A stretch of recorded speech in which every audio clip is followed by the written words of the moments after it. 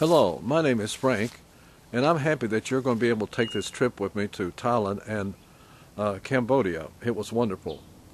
We flew to Los Angeles and picked up a China Air at Los Angeles and took the 12-hour flight to Taiwan to make our connecting flight there to Bangkok, which was about 3 hours more. And we stayed at the Eastern Hotel in downtown Bangkok, which was centrally located. One nice thing about the Eastern Hotel is the fact they had free Wi-Fi in your room and in your lobby. And we, another plus there, they have a 7-Eleven nearby and some food vendors, so you can take snacks and so forth up to your room if you wish. We visited the reclining Buddha, a huge golden Buddha, and the Emra Buddha and some other Buddhas while we were there. And we also took a cruise on the river and one of the canals. That was very enjoyable. Then at night we visited a local theater where they had a dance group in native costumes. That was very excellent.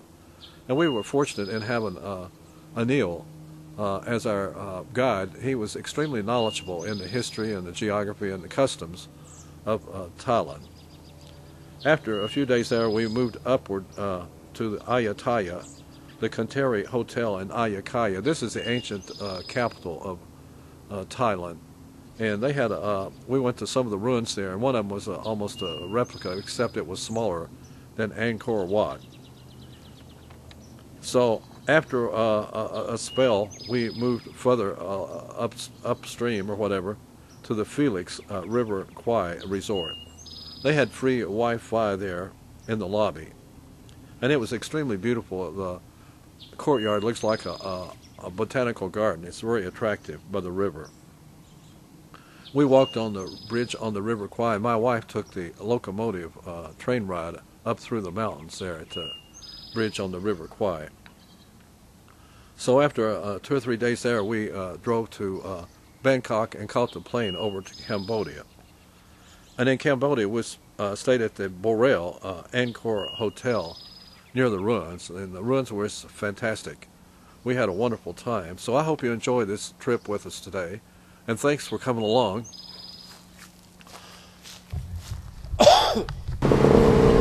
We are staying here at the Eastern Hotel. It's a very active place. It's right near the subway trains, as you can see in a minute.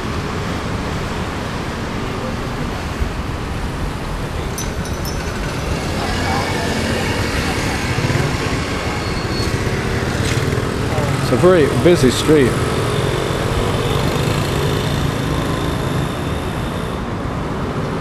Very busy. Right next to it we have the subway.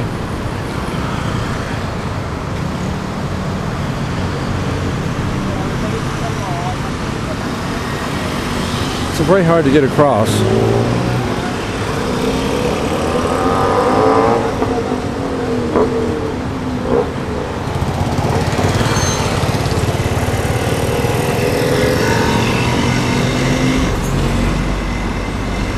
Here we are at the hotel in Bangkok. We got here last night about 3 o'clock. So we're heading out to tour. This is a wonderful city, and it's in the 80s right now. So I had to get rid of my long johns and long shirts from the United States. So we're headed out to do some touring now. We're here in the hotel located along the interstate, I guess. Hurry, okay? Okay, my wife is telling me to hurry. I'm here in Bangkok. We're going on a tour this morning. I decided to stay on the bus. They're going to be just walking in the neighborhood, but I will stay on the bus, just relax for a bit.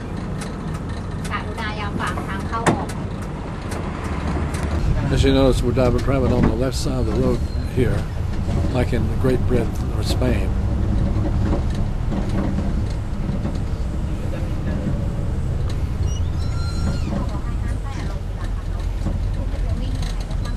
Again, we are here in Bangkok on the tour bus. At least I am. The others took a walk this morning.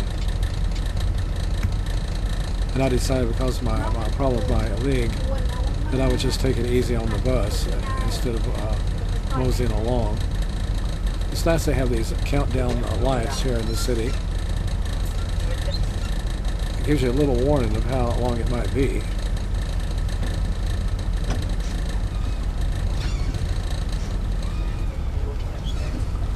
Okay, I guess they're working 39-second saddles, it looks like. It's about 1:39 here, or 13:39. I'm not sure about the time, whether it's military time or just time like we have. So we're in a little bit of a traffic jam, but this is long before the rush hour. I understand the rush hour is like gridlock. Looks like we have a Starbucks over here. Looks like they have a cafe here at the McDonald's. Here we are in front of the Four Seasons Hotel. We're going to wait on the group at this point, I think. Investments out here from the years they have bought it, because they got about 20 acres of land in this area. You can clear a lot of your debts. We don't touch anyone on the head. I know a lot of you have been reading your books, where to go, what to do. This is Lumpini Park on your left-hand side, named after the birthplace of Lord Buddha. It's for joggers in the morning, lovers in the evening, muggers in the late evening. Okay. So during the daytime it's okay, at night not very safe. So now we head to the riverside where we are going to take our boat and then we go into the canals. Okay, we're going to see the Royal Barge Museum and then we will go through the canals further in and come to Temple of the Dawn and come back to the point where we started, that's the River City. Okay, and let's see how much time we have then and we can calculate accordingly. And after that we go for dinner at Silom Village. If we're there early, Silom Village also has a big marketplace. So you can also explore that before dinner and so on. And after dinner, if you like to get off, the night market is also there. Okay, but for today I think that should be okay. Keep the night market for another night. Okay, just a few things that we biggest lung in the city, the biggest green area basically.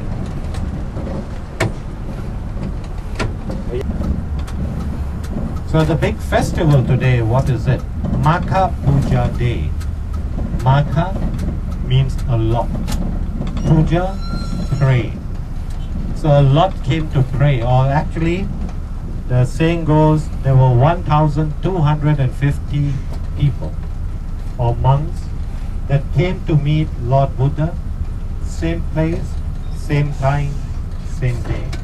They congressed on him and there were 1,250 of them.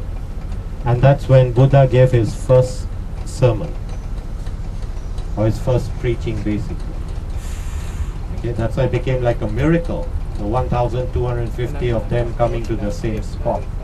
And they didn't make like appointments, oh come here on this day, that's all. Because imagine the traveling times on those days. But they all came to him at the same spot. The other thing you shouldn't do, raise up the sole of your feet in front of some local people. Okay, the soles of your feet is the most disrespectful. The head, I told you we don't touch people on the head because a lot of people wear amulets and lucky charms. Okay, so your head becomes like the abode of the spirit. So we don't touch anyone. Touch anyone here means teenager and up. We don't touch on the head. Showing affection to kids and all, that's okay. To your son, it's okay. Someone you know very well, it's okay. But to someone you don't know well, you don't touch them on your head. That's why even sitting cross-legged in the lobby with your feet raised up against a Westerner and so on, or an elderly person, it's a form of disrespect. So we always sit with both soles of our feet on the ground. Okay? But things are of course changing. Modernization, development has come in, tourists have come in, and the philosophy, might and right. So we don't really tell you much. But there's a good advertisement on TV where a foreigner, he comes into one of the coffee shops after a long walk like I made you do, and he gets up and puts his feet on the coffee table to relax, and all the locals are tabooing him sort of thing. Okay, so we can be very friendly and you can turn evil the next moment around, especially if you touch anyone on the head. Okay, that's a strict no-no out here. And women, do not touch monks. Okay, women do not touch monks. Happen to come into this area. I didn't know most of you were up so early. I would have arranged to do the walk earlier. So. You ever heard of Jim Thompson? Yes. Okay, that's an American that settled down here after the war, and he's the one that made Thai silk famous. Okay, he's known as the king of Thai silk. So his shop is just at the end of this road here on your left, known as Jim Thompson. No? Okay, you can go on your free time. Then there's the house, that's a museum. Okay, these are two different places. But if you get on a tuk-tuk and say, take me to Jim Thompson house, 99.99 of them will say, no, he's closed. Okay, I think one of us already have an interesting experience this morning when he got, okay, here's Jim Thompson, just keep on looking left. You'll see a Thai style building on your left. Now, okay, that's Jim Thompson's, the Thai style building, right? The first building right there. That's his house. Along that area, that's the night market. So in the evening, later on tonight, when we go back from our restaurant, I'll show you what the night market is like. Now, talking about what I was trying to warn you yesterday, I think one of us had a good experience. He got a whole 1.5 city tour for $1. Is that really the price of what it should be? We charge $45 to do the Grand Palace. Here you're getting a whole 1.5 tour for $1. But he makes you stop along the way with all different stories.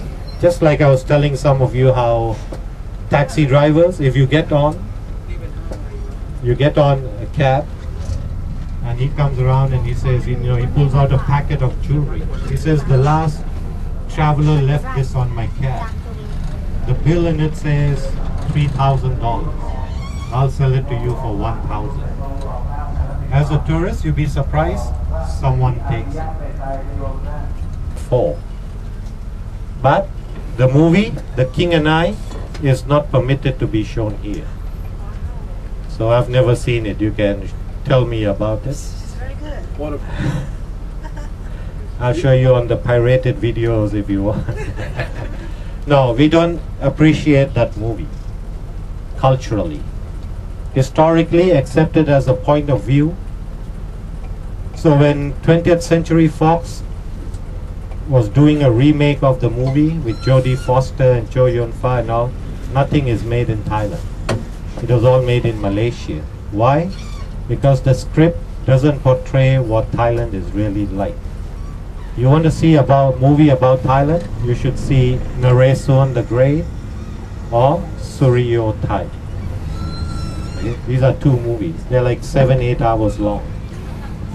That's why we had to get Francis Ford Coppola to come and edit that movie down for Americans to 2.5 hours. In 1995, when we became very big, newly industrialized country, then we came up with that plan of that Bayok Tower that I showed you, the tallest building in Bangkok. It was the tallest building in Thailand, but now someone at the beach has made an even taller building out there. So the big craze for making taller, bigger.